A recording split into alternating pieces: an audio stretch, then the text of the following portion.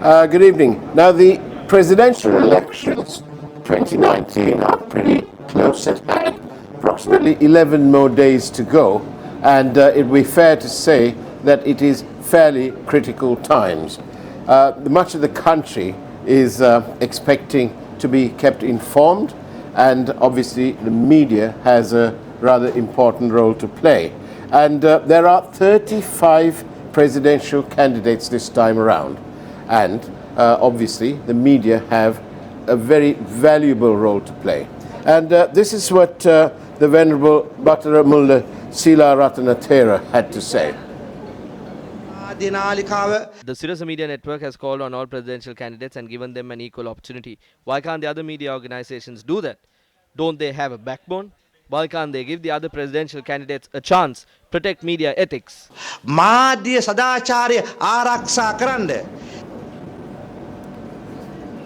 And in the backdrop of this critical times, and in the backdrop of a lot of hard work being done by Team News First to ensure balanced coverage of the election from right across the island, from north to south, from east to west, in the central and everywhere else too. In that backdrop, it was amazing, if to say the least, that we received a letter of demand last Friday from a lawyer named Anuradha Veeragoda, who purports to represent candidate Gotabaya Rajapaksa. And this is what, in his letter actually, he gives News First a lecture on election laws and also urges us not to air any item that may perhaps portray candidate Gotabaya Rajapaksa in poor light. Now lawyer Anuradha Veeragoda refers to a case, and he says that this case was filed in a country called America Exat Rajadhania. Now, which I really don't know where this country is, and it'd be interesting to see whether someone, especially lawyer Veeragoda, can educate us as to exactly where this is. In any event, lawyer Veeragoda refers to a court case filed by the late journalist Lasantha Wickrematunga's daughter, Ahimsa Wickrematunga. And we received this letter last Friday, and by Monday we had already dispatched our response. Is what we had to say.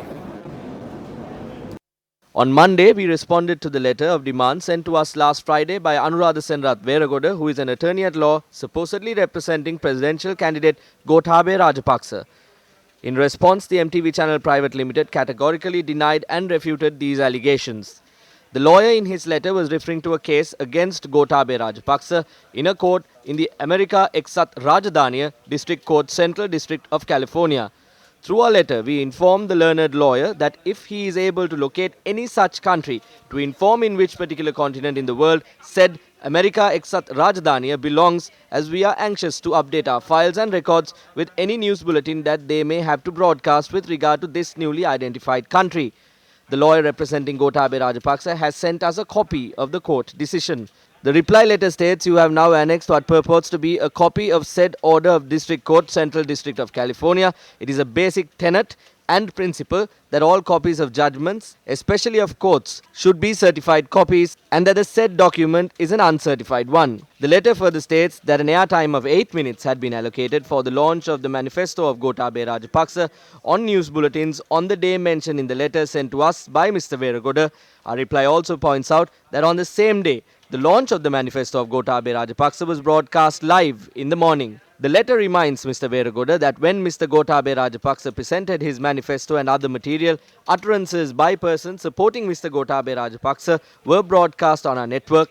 The letter states that there may well have been claims made or allegations preferred that were not accurate. But however, such claims as well as allegations are also considered equally, and the channel has neither endorsed nor subscribed nor aligned itself with the same. The letter reiterated that our network provides a fair opportunity and forum for both ends of the political divide to present their views and contentions so that the public can have access to a vast variety of spectrum of views, being an intelligent and literate constituency to decide upon whether to accord credence to the same or not. The letter further reminds of the threats that our network have faced in the past in a concentrated bid to bind and gag it in order to serve the political machination of various persons in the past, but over a period of several decades succeeded in building a news band of great value to the Sri Lankan public through its fearless news reporting, and it has been the torchbearer fostering the uplifting and upholding the rights of the people by and through focusing on national issues as well as highlighting issues which require urgent attention and remedial action, especially in the protection of rights. The letter points out that whenever we were subject to political threat, we have repeatedly sought recourse with the law and invoked the jurisdiction of the Supreme Court in several instances and obtained relief against ill-advised politicians who have thought it fit to threaten media institutions and to subjugate the rights of the people by and through the suffocation of the media. The letter reads that we are firmly resolved to most steadfastly stand resolute in the face of all attempts to threaten our network or undermine it or frustrate its commitments towards media freedom. The letter says that we have great respect and regard for Mr. Gotabaya Rajapaksa and for the work he has done in the past, and co-opting Mr. Veragoda to grossly misconceived letters of this nature does him more disservice than good. It adds that we are, quote, shocked and dismayed that you have thought it fit to write this rather dubious letter to my client in what is nothing less than a blatant attempt to intimidate, threaten, bind and gag a prominent media institution, unquote. We point in the letter that we neither have the inclination nor the imperative nor the motive to cause any form of prejudice to either Mr. Gotabaya Rajapaksa or to any other presidential candidate. Now then, Team News First has gone to extraordinary lengths to ensure that the reporting on the presidential election is not only going into all the details, covering all the angles, covering all the candidates as far as possible, covering all the issues that are being faced by the people and reporting on those matters right across the island. We've gone to extraordinary lengths, not only financially but also in the use of human capital. Hundreds of my colleagues have traveled up, down and sideways around this country, spending long hours and doing a job of their choosing to serve the voice of the people. And it's saddening to say that all the thanks that we appear to have got from a particular candidate whose lawyer purports to represent him is a letter of demand. It obviously saddens us, saddens all of us here at News First, because we know, and the majority of the people of Sri Lanka know what lengths our team has gone to report far and wide, to report a balanced view. As I said earlier, the Elections Commissioner, Mr. Mahinda Deshapriya, has acknowledged that. And Mr. Deshapriya, of course, is the chairman of the Elections Commission, and he's said that.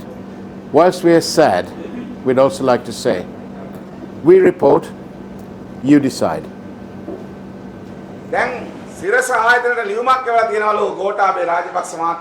Gotabaya Rajapaksa has sent a letter of demand to Sirasa claiming Sirasa does not give airtime to his news and that they act biased, violating election laws, and that the US government has said that he has lied. Gotabaya Rajapaksa has already started to threaten everyone.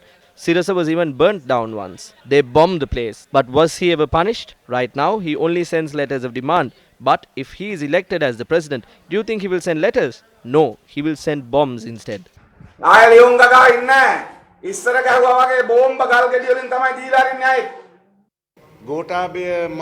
Media institutions that support Gotabaya Rajapaksa are not clean media institutions. They are institutions that came forward to whitewash their black market racketeering. Such media institutions only support Gotabaya Rajapaksa to whitewash their black market racketeering. For example, certain media institutions support Gotabaya Rajapaksa with the objective of releasing the younger brother from jail.